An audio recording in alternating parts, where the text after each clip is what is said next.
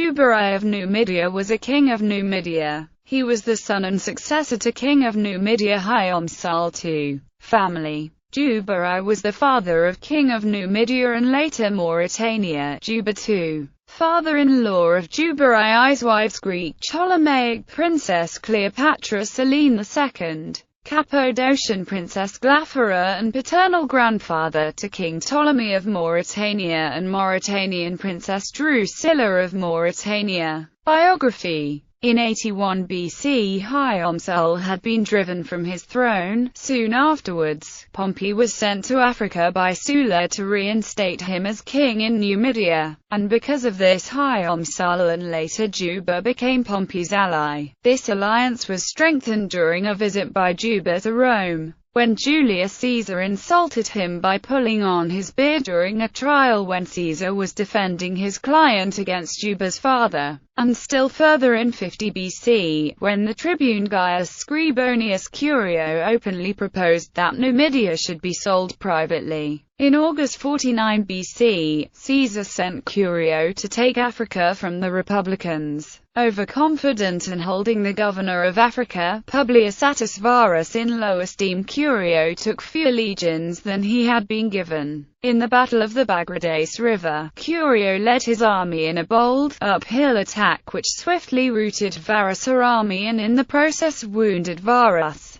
Encouraged by this success, Curio acted on what proved to be faulty intelligence, and attacked what he believed to be a detachment of Juba's army. In fact, the bulk of the king's forces were there, and after an initial success, Curio's forces were ambushed and virtually annihilated by Sabura. Curio was surrounded with the remnants of his troops on a hilltop and died in the fighting. Only a few were able to escape on their ships, and King Juba took several senators captive back to Numidia for display and execution. With the arrival of Caesar in Africa, Juba originally planned to join Publius Cornelius Scipio Salvito, but his kingdom was invaded from the west by Caesar's ally Bocchus II and an Italian adventurer, Publius Sittius. He therefore left only 30 elephants behind and marched home to save his country. Scipio knew he couldn't fight without more troops, and sent a desperate message to Juba for assistance.